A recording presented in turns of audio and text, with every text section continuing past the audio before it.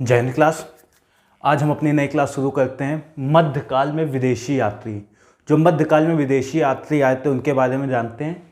इनसे एक क्वेश्चन अधिकतर पूछ लिया जाता है। इससे क्वेश्चन तीन प्रकार से पूछे जाते हैं, 2 या 3 प्रकार से। एक तो मैचिंग पूछ लिया जाता है, कौन सा यात्री किस शासनकाल के या किस राजा के शासनकाल के समय आया था और कौन से राज्य में आया था। दूसरा ये मैचिंग पूछ लिया जाता है, कालक्रम पूछ लिया जाता है, कौन सा यात्री पहले आया कौन सा यात्री बाद में आया, या इनकी पुस्तकें या इनका ईयर पूछ लिया जाता है, किस वर्ष भारत में आए। तो चलिए चालू करते हैं। आज का पहला हमारा विदेशी यात्री मार्को पोलो, जो मध्यकाल का पहला विदेशी यात्री माना जाता है। तो मार्को पोलो कहाँ का निवासी था? वेनिस, इटली का निवासी था। तो इटली का प्रथम यात्री जो भारत आया, मार्को पोलो, मध्यकाल में। और ये भारत कब आया? 1292 या 1293 में भारत आया। इसे मध्यकालीन यात्रियों का राजकुमार कहा जाता है। तो किसे मध्यकालीन यात्रियों का राजकुमार कहा जाता है? तो मार्को पोलो हैं। पांड्य नरेश कुलशेखर के शासनकाल में दक्षिण भारत आया। तो मार्को पोलो किसके शासनकाल में भारत आया या दक्षिण भारत आया? पांड्य नरेश कुलशेखर के शासनकाल में। मार्को पोलो ने बताया कि पांड्य राज्य मोतियों के लिए प्रसिद्ध था। तो किसने बताया कि पांड्य राज्य मोतियों के लिए प्रसिद्ध था? किस विदेशी यात्री ने बताया? तो मार्को पोलो ने। मार्को पोलो के वर्णन से दक्षिण की आर्थिक इतिहास की जानकारी मिलती है। तो मार्को पोलो ने अपने किताब या अपने पत्रों में जो लिखा है उससे दक्षिण की आर्थिक इतिहास की जानकारी मिलती है। तो काकतीय वंश की महिला शासक रुद्रम्बा का उल्लेख किया है। तो किस विदेशी यात्री ने काकतीय वंश की महिला शासक रुद्रम्बा का उल्लेख किया है? तो मार्को पोलो। चलिए आगे चलते हैं, आगे देखते हैं विदेशी यात्री। हमारे अगले यात्री इब्न बतूता, जो 1333 से 1347 ईस्वी तक भारत में रहते हैं। तो यह कहाँ के इब्न बतूता कहाँ के यात्री थे? मोरक्को, अफ्रीका के यात्री थे। और इन्होंने कौन सी पुस्तक लिखी है इब्न बतूता ने? तो रेला नामक पुस्तक लिखी है। अगले हैं हमारे यात्री निकोलो कोंटी, जो 1420 से 1422 ईस्वी तक भारत में रहे।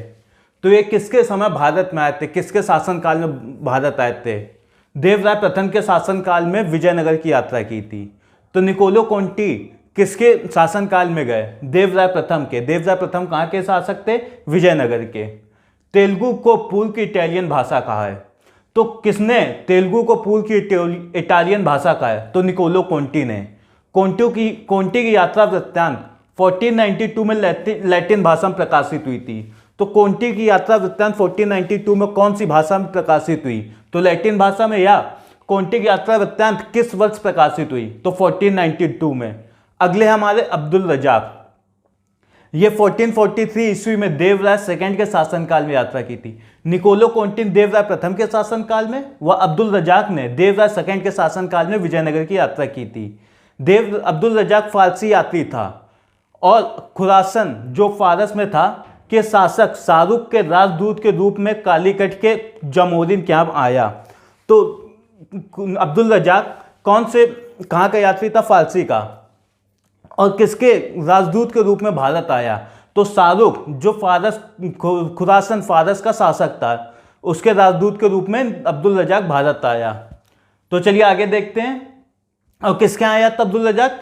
कालीकट के जमोरिन के यहाँ। तो चलिए आगे देखते हैं जो बाकी रह गए।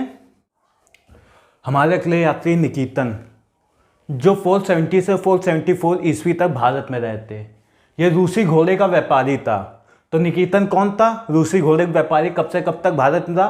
1470 से 1474। बहमनी राज के मोहम्मद तृतीय के शासनकाल में आया था। तो निकितन किसके शासनकाल में भारत आया या बहमनी राज आया? मोहम्मद तृतीय के शासनकाल में। भारत आने वाला प्रथम रूसी यात्री था। तो भारत आने वाला प्रथम रूसी यात्री कौन था? निकितन। 1470 से 74 भारत में। भारत में गरीबी का वर्णन करने वाला प्रथम यात्री। जो जितने विदेशी यात्री आए थे अभी तक, उसमें सबसे पहले गरीबी के बारे में कौन से विदेशी यात्री ने बताया भारत में? निकितन ने। उसके आगे आते हैं बारबोसा, पुर्तगाली यात्री था। 1500 से 1500 ईस्वी के बीच पुर्तगाली अधिकारी के रूप में भारत में रहा। जो पुर्तगाल भारत में बसे थे उसमें बारबोसा 1500 से 1500 ईस्वी के बीच भारत में रहा था पुर्तगाली अधिकारी के रूप में। इसने पुर्तगाली गवर्नर अल्बुकर्क के दुभाषीय का कार्य किया था। तो किसने पुर्तगाली गवर्नर अल्बुकर्क के दुभाषीय के रूप में कार्य किया? बारबोसा ने। कृष्णदेव के शासनकाल में विजयनगर की यात्रा की थी। तो बारबोसा ने किसके शासनकाल में विजयनगर की यात्रा की? कृष्णदेव राय की। चलिए आगे देख लेते हैं। अगले हमारे विदेशी यात्री हैं बार्थेमा, जो 1502 से 1508 ईस्वी तक भारत में रहते। बार्थेमा इटली के यात्री थे। वह विजयनगर की यात्रा की थी। बार्थेमा ने महमूद बेगल की कीर्ति को यूरोप तक पहुंचाया। तो क्वेश्चन इस प्रकार पूछा जाए कि महमूद बेगल की कीर्ति को यूरोप तक कौन से विदेशी यात्री ने पहुंचाया? तो बार्थेमा ने। और एक क्वेश्चन ये इंपॉर्टेंट बन जाता है कि बार्थेमा पहले यूरोपीय या गैर मुस्लिम यात्री थे जो मक्का गए थे। तो पहले गैर मुस्लिम यात्री जो मक्का गए तो बार्थेमा थे। और बार्थेमा कहाँ के निवासी थे? इटली के। डोमिंगो पायस, ये 1520 से 1522 तक भारत में रहे। और ये डोमिंगो पायस पुर्तगाली यात्री थे। वह कृष्णदेव राय के समय विजयनगर की यात्रा की थी। विजयनगर को रोम के समान वैभवशाली नगर बताया था। तो कौन से विदेशी यात्री ने विजयनगर को रोम के समान वैभवशाली नगर बताया? तो डोमिंगो पायस ने। नूनिज, जो 1535 से 1537 ईस्वी तक भारत में रहे, यह भी पुर्तगाली घोड़ों को व्यापारी थे। और ये अच्युत राय के शासनकाल में विजयनगर की यात्रा की थी। तो नूनिज कब भारत था? 1535। और कब तक भारत में? 1537 तक। कहाँ के यात्री? पुर्तगाली के थे। और ये पुर्तगाली घोड़े के व्यापार करते थे। अगले हमारे सीजर फेडरिक, जो 1567 से 1568 ईस्वी तक भारत में रहे, यह भी पुर्तगाली यात्री थे। तो डोमिनो पायस, नूनिस व फेडरिक पुर्तगाली यात्री थे। वह तीनों का काल देख लीजिएगा। पायस 1520 में आए थे, नूनिस 1535 में, व सीजर फेडरिक 1567 में। तो एक क्रम से ऐसे ही पूछा जाएगा कि कौन पहले आया कौन बाद में आया। और इन्होंने भी विजयनगर की यात्रा की थी। और इन्होंने एक पुस्तक लिखी थी ऑफ फॉरगॉटन एम्पायर, जिसमें विजयनगर के साम्राज्य जो नष्ट हो चुका था उसके बारे में जानकारी थी। जो विजयनगर का वैभवशाली साम्राज्य था जो बिल्कुल ही नष्ट कर दिया गया था, बिल्कुल ही खत्म कर दिया गया था, उसके बारे में जानकारी कौन सी पुस्तक मिलती है? Of forgotten empire. वो किसने लिखी? सीजर फेडरिक ने। तो चलिए आगे देखते हैं। अगला हमारी यात्री है थॉमस स्टीवंस।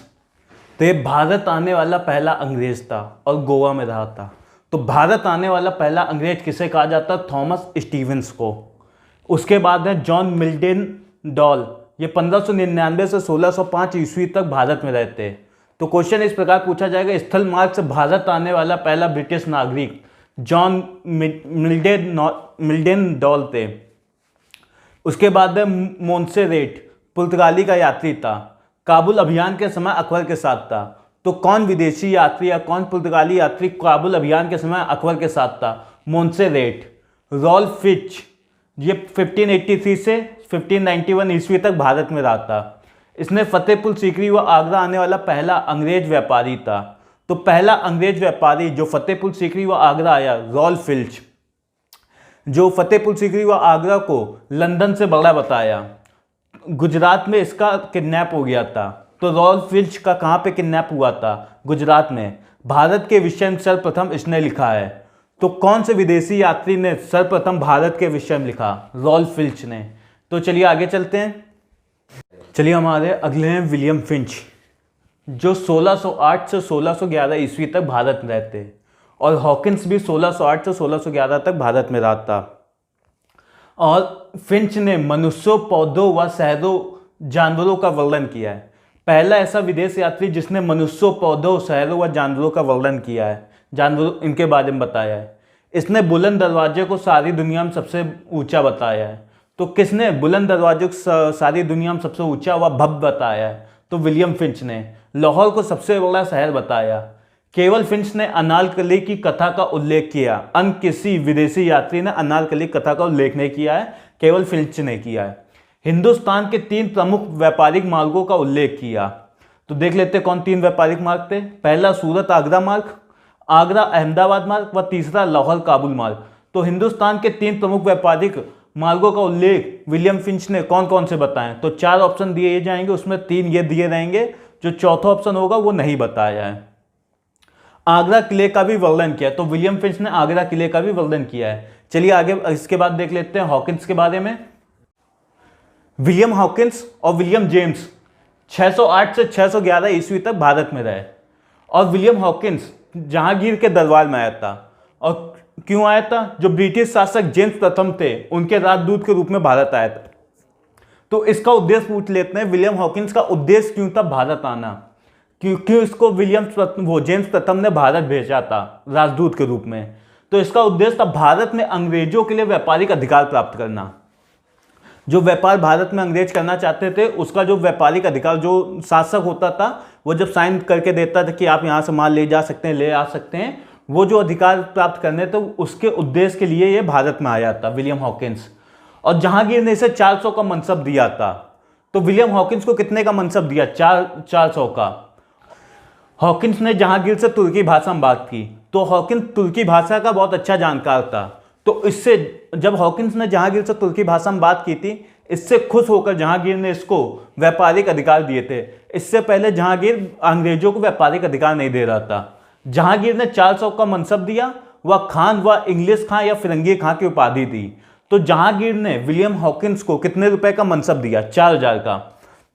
वह खान इंग्लिश खां या फिरंगी खां की उपाधि दी। तो इंग्लिश खां या फिरंगी खां या खान की उपाधि किस विदेशी यात्री, किस ब्रिटिश यात्री को मिली? तो विलियम हॉकिंस को। हॉकिंस लिखता है कि भारत चांदी के मामले में बहुत समृद्ध है, क्योंकि सभी देशों के व्यापारी अपने सिक्कों के बदले में यहाँ से माल ले जाती है और चांदी यहाँ आती यहाँ से जाती नहीं है। जो पहले जो अंग्रेजों ने जो यहाँ अधिकार किया था उससे पहले भारत को सोने की चिड़िया कहा जाता था मध्यकाल में। वो इसलिए कहा जाता था क्योंकि जितने भी विदेशी व्यापारी यहाँ भारत व्यापार करने आते थे, यहाँ से मसाला या अन्य चीज़ें जो ले जाते थे, उसके बदले वो चांदी और सोना दे जाते थे। तो वो सब भारत को सोने की चिड़िया कहने लगे थे।